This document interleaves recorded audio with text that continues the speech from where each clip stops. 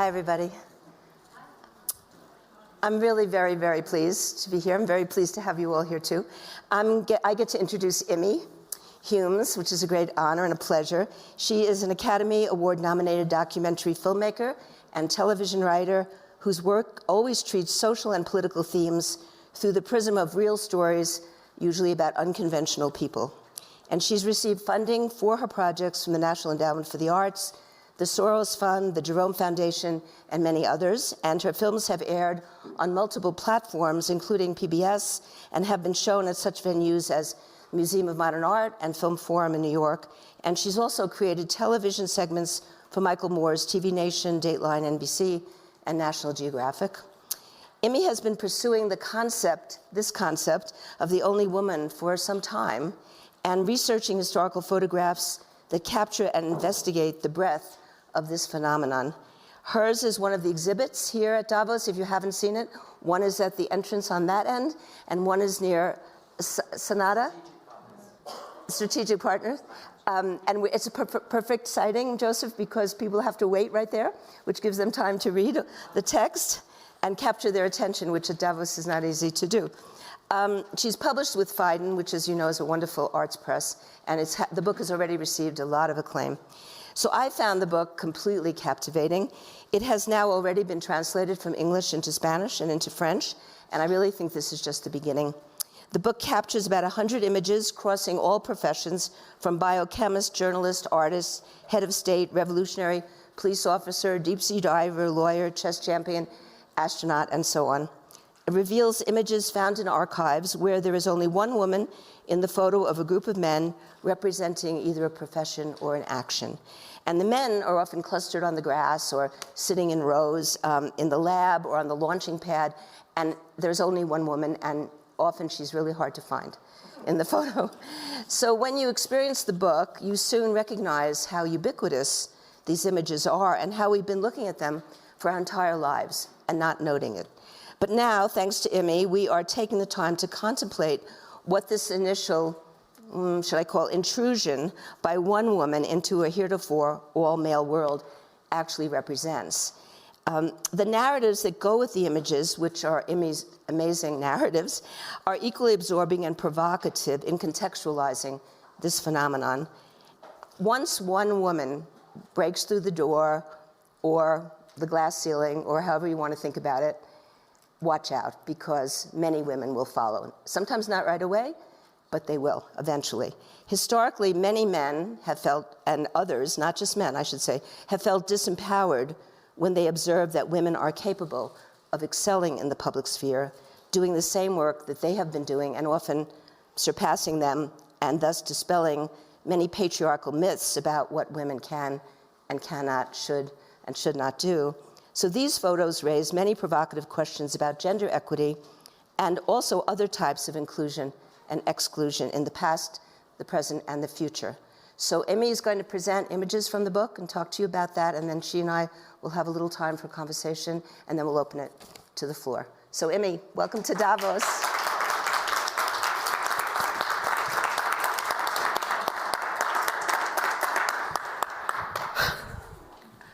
Thank you so much, everybody, for coming, and I'm so overwhelmed with joy and pride to be here. So thanks to everyone who made it happen, to Joseph Fowler, who's the new head of Arts and Culture, and to his incredible team of people. And I could go on, and thank you, Carol. Carol, who's done so much here at Davos in the arts, and who is now a memoirist, a fabulous memoirist, and I'm reading her book. So it's a mutual admiration society, the best kind. So let's see. I'm not a very practiced presenter, so I have my notes and my clicker. And I'm just going to plunge in. Carol covered a lot of ground for me, explaining what the basic concept is. So now let's just look at some pictures and hear some stories. Here's one example of an only woman, a par excellence. This is Katharine Graham, who was the publisher of the Washington Post newspaper. She was a reluctant only woman.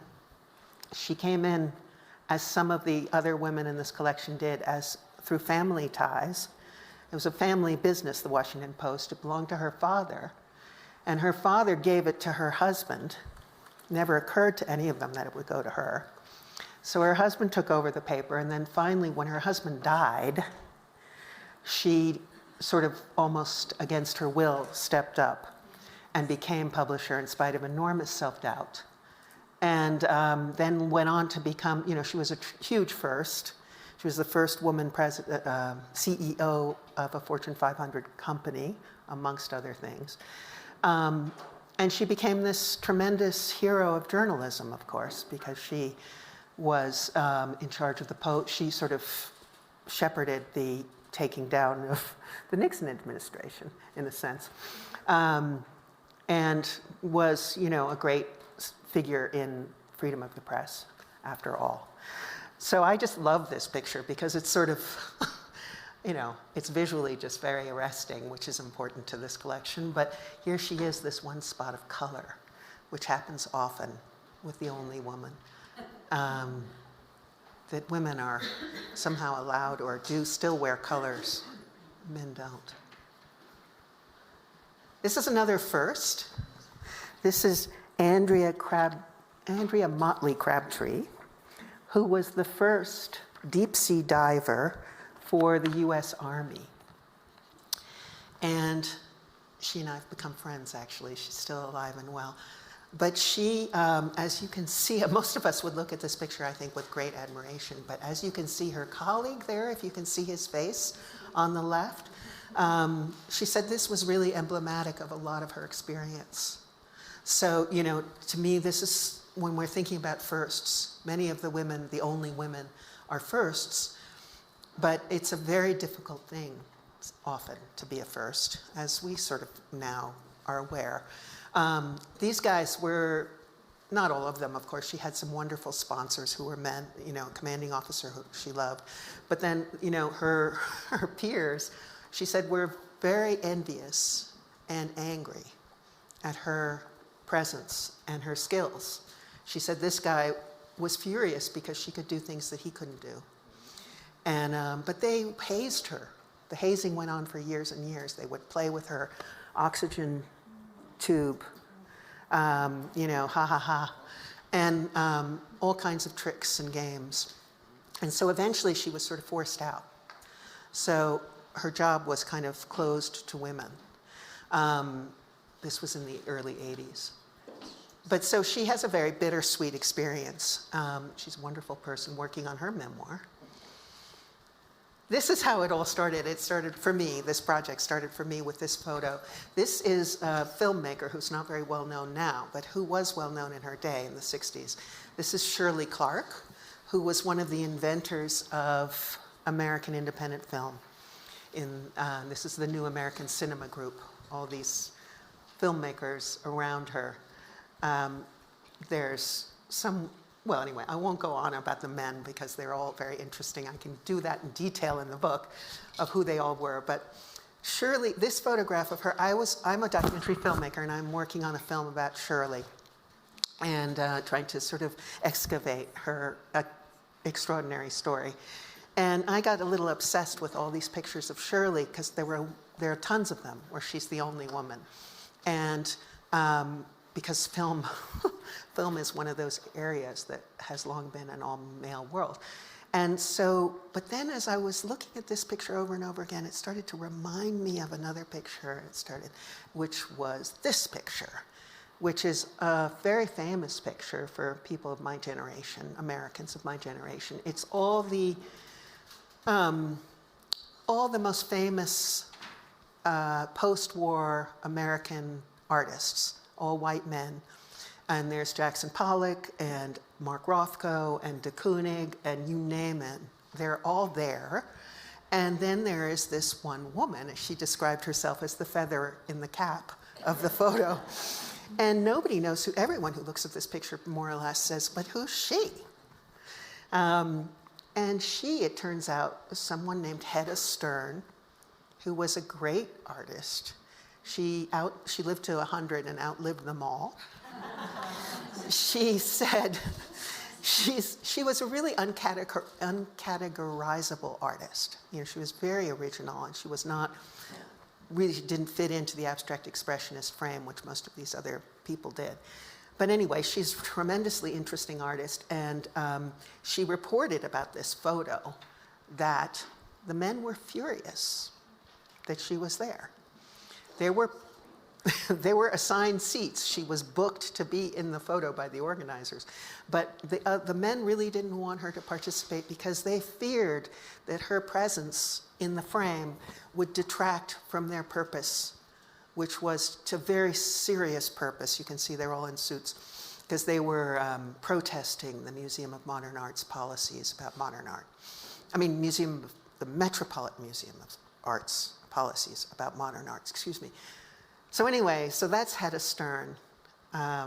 Great, great artist, great woman. This thing with artists and one woman seemed to me to be just a very special, weird thing that artists were into. If you look at the Bauhaus and the Surrealists, it seemed like they loved this stuff. This is a fantastic, this one woman thing. This is a fantastic artist named Ming Smith, who's still alive and well and practicing, and just beautiful photographer. And this is a photography collective called the Cohambi Collective of Black photographers. That's very important, wonderful work.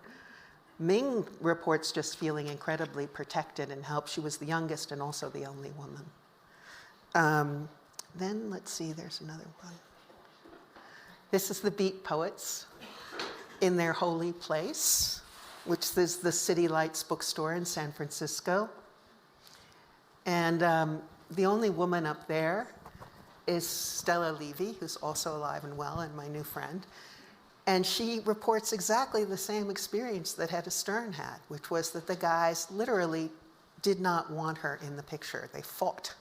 But under the protection of Lawrence Ferlinghetti up there at top, who was the owner of the City Lights bookstore, he insisted that she take part, the young Stella. And so here we've got Ginsberg and Orlovsky, and Dylan was apparently right there, but out of frame. Dylan refused to take part. But anyway, she reported the same thing of being told to leave the picture, but Ferlinghetti insisted. This amused me because from the Beat Poets, we come to the Beat Scientists. This is the American Society of Sugar Beet Technologists at their annual meeting in 1946 in Denver, Colorado. If you're wondering, thanks to the wonderful tech people here, we have a red arrow to help us find. It's like a little bit like Where's Waldo, right? Except I call it Where's Walda. But so this is, when I saw this picture, I went nuts trying to figure out who she was. And luckily, luckily, for many reasons, the American Society of Sugar Beet Technologists still exists. And it is run by a woman plant scientist. And so she was very motivated to try to figure out the identity of this person. And it took them months, actually, because nobody had ever queried who she was. And so it was sort of lost to time. They finally figured out that she actually is this person who went on to become a giant of science, but had been unidentified in this picture. This is Elizabeth Robose Einstein. Einstein because she went on to marry Einstein's son, but that's incidental. She was a Hungarian Jew refugee, and she discovered helped to discover the human growth hormone. And just an extraordinary figure. And she's quite elegant, if you can see. The stories are incredible, the stories that I uncover in this work. This is Martha Gellhorn, who's just one of the great war correspondents ever. And here she is on the Italian front in 1944.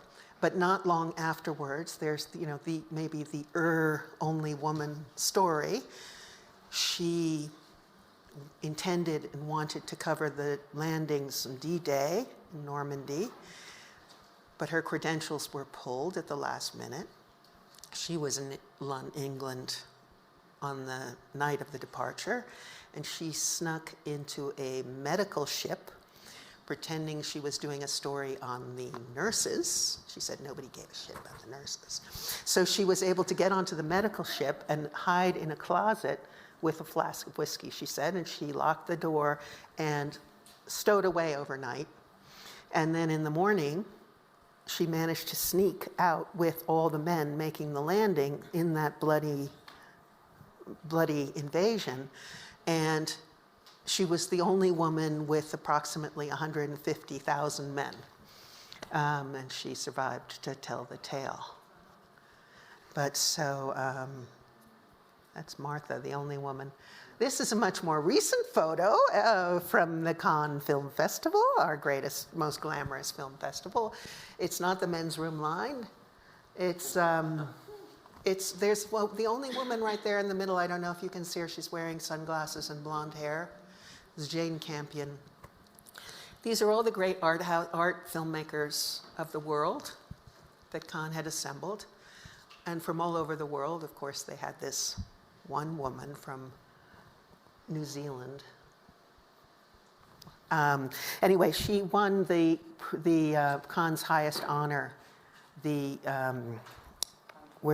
Palme d'Or. Thank you. I was thinking the Palme d'Or in 1993. Some of you might remember the piano. And so again, it's like Carol said, when there's a first, we expect a second, a third, a fourth. We expect a tsunami afterwards, right? But in fact, the first is not always really a first, because sometimes the first stands alone for so long that it doesn't imply a sequence, which the word first usually implies a second and a third. Jane Campion remained the only woman winner of the Palme d'Or for 28 years. Every year she and most of us expected another woman director. And it wasn't until last year, until 2021, when the French filmmaker, I'm going to misspell, Du Tourneau, won with this outrageous film of hers last year. So Campion was furious and horrified that she was the only for so long. It's like the story of many, it's a common story, but it is particularly, for example, Madame Curie, who is famous first, right? She's sort of the embodiment of the only woman. And she's the embodiment of female achievement, right? She was the first woman to win a Nobel in the Sciences, and then she won a second Nobel in the Sciences. So it's like, but then again, and she also continued to experience incredible discrimination even after that. The French Academy wouldn't have her as a member with her 2 Nobels. But it wasn't until, again, it was another 20-something years, 25 years, I think, before the second woman won a Nobel in the Sciences. And it was her daughter, Madame Curie's daughter. So, when the first is such a standout, a lonely position, to me, it's more like a great exception. And the great exception is the exception to the rule that women don't belong. And so they become almost like they're the exception that proves the rule. Of course, it's not true, we do belong, but I think that's how it sometimes functions in patriarchy. This is an image that went viral completely all over the world. This is in the protests against the killing of an unarmed black man, Alton Sterling, in Baton Rouge, Louisiana. And this is a young nurse from New York who decided to travel down to Baton Rouge to just take part in the protests. And her name is Aisha Evans. And this posture of hers, this beautiful way that she uses her body in the protest, and went all over the world. I feel like she is the only woman in the photo, but she represents millions of us. There's a long tradition of women using their feminine bodies in protest as alone and different protester that sometimes it packs a lot of power. So then I think I might have, this is one I love. This is another figure who's just an extraordinary person who's mostly been forgotten. Her name is Dinah Stock. And starting with her undergraduate years at Oxford, she became a committed anti-imperialist and spent her entire life fighting colonialism. And this is a wonderful picture taken in just after the war, 1945 or 6. And she is, nobody really knows exactly how it all got set up. She looks to me that she's hosting in Manchester or London, one or the other.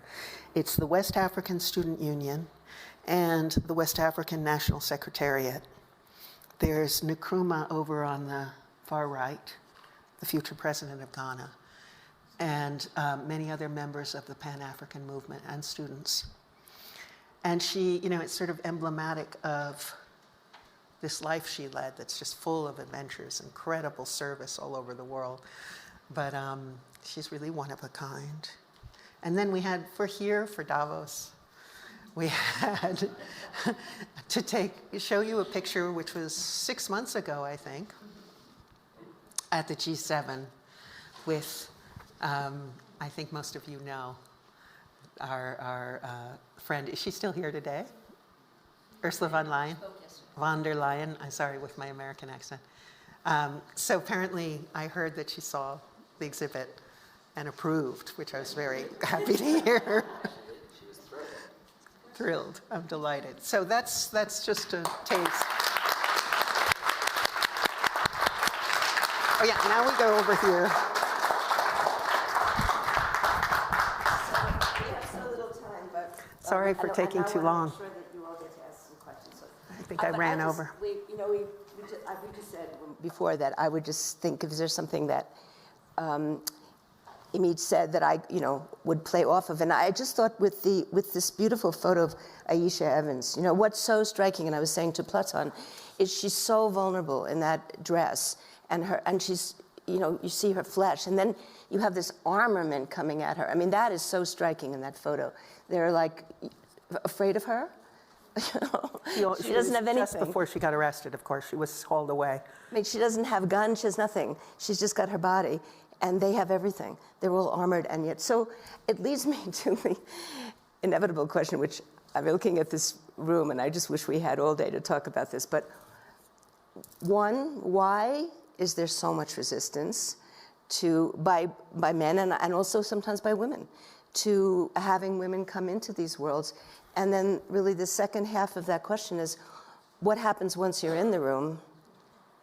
The difficulties that you encounter, why does it persist and continue? And we can talk about that. We have for just a few minutes, but it's a profound question that we could really spend, and I would love to hear from everybody in this room their experiences, because I know everyone probably has had them. Actually, I would love to know is how many of the women here have been the only woman in the room, or the only woman in the frame, or the only woman in the job, or that's quite a lot. It's pretty much every woman here almost.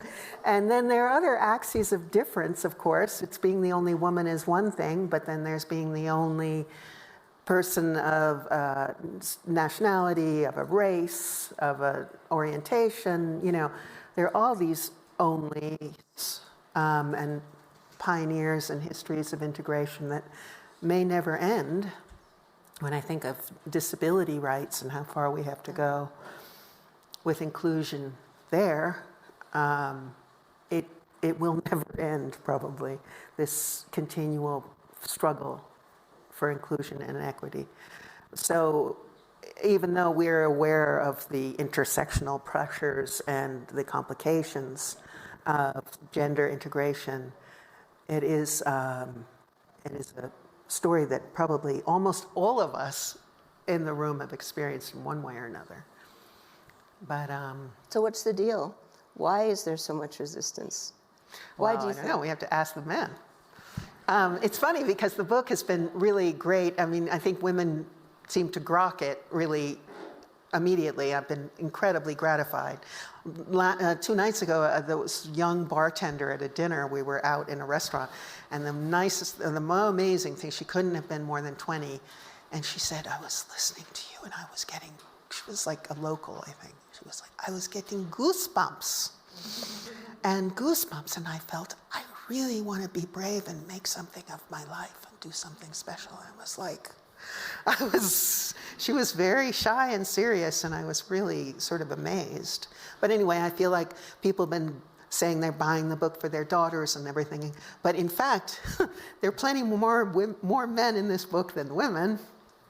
And it's more, in a way, a book about the men and those groups of men than it is about anything else.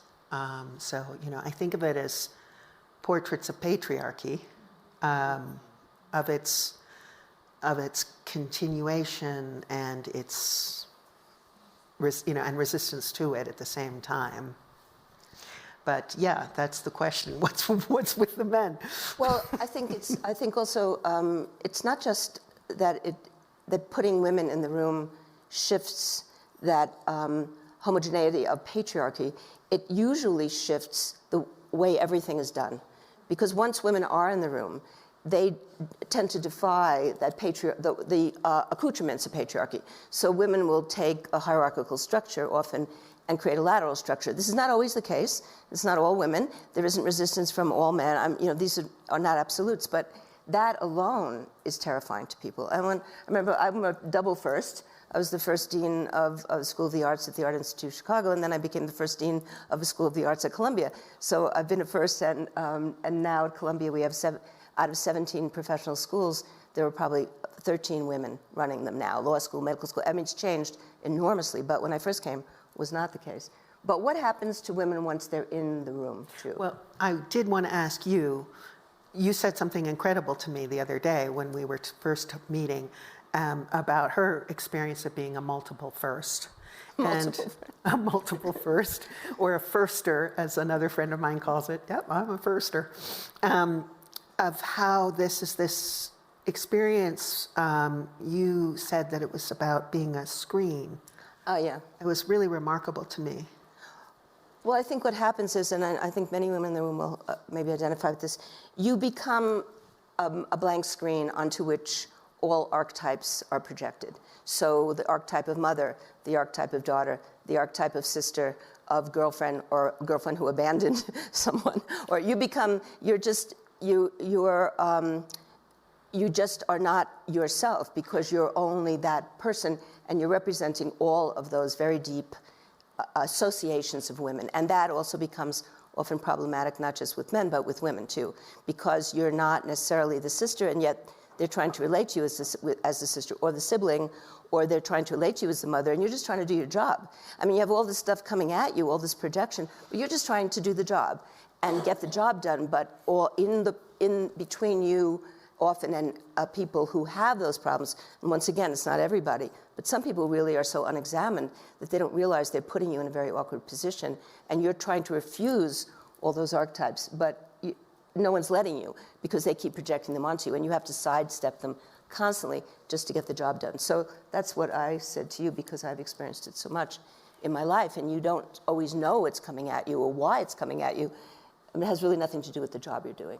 And it's hard to separate sometimes, but you're touching, as societies, not just, I'm an American, not just my society or not just Western society, but many societies that need to control women is so profound and continues to this day when you see certain organizations, really reactionary organizations, different parts of the world, trying to control women every aspect, from education to any autonomy. So what is that, that desperate need not to let women have autonomy is something we've been fighting for a long time.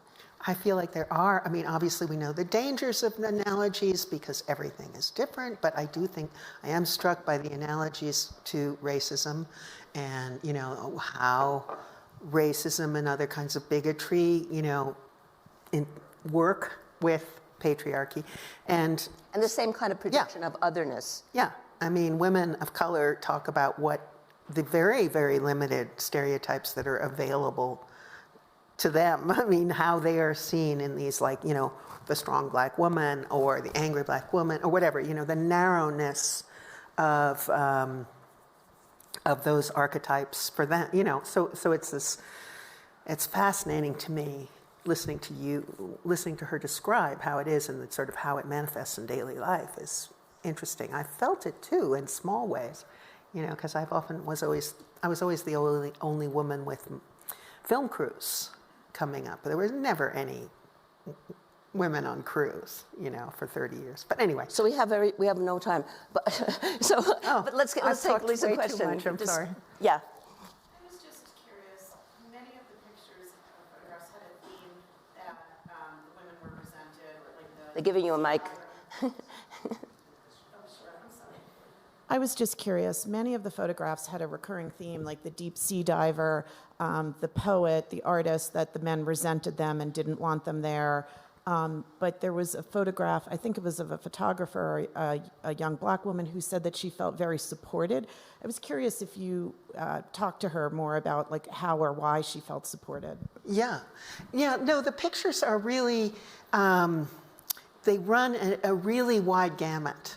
I have hundreds of them now because I am still collecting. And by the way, if any of you have any photos, you may have photos of yourself as the only woman, or of your mother or your sister or other figures. I'm still collecting, and it's been amazing to get pictures, you know, post-book, because I will never stop. But the pictures run, and they're extremely various. And they're all different kinds of situations, you know, from an empress to the Empress of the Blues, Bessie Smith, to, you know, and so to Margaret Thatcher, and to many anonymous women. And you can see all different kinds of feelings and relationships in those images. So it's almost infinite in variety. There are plenty of protective ones and uplifting ones and joyous ones, you know, and the woman is celebrated and is celebrating herself. There's one of a woman designer surrounded by all these beautiful naked men. And I, when I turned 50, had a birthday party, which was me and 12 men. So it's certainly not, it doesn't all go towards resentment. But it's still something, they still speak. We have to go. Yes. Yes, please talk to me. Meet us outside because we can go walk over and look at the exhibit. exhibit. Please look at the exhibits and continue talk the conversation. to me. Thank you all so much.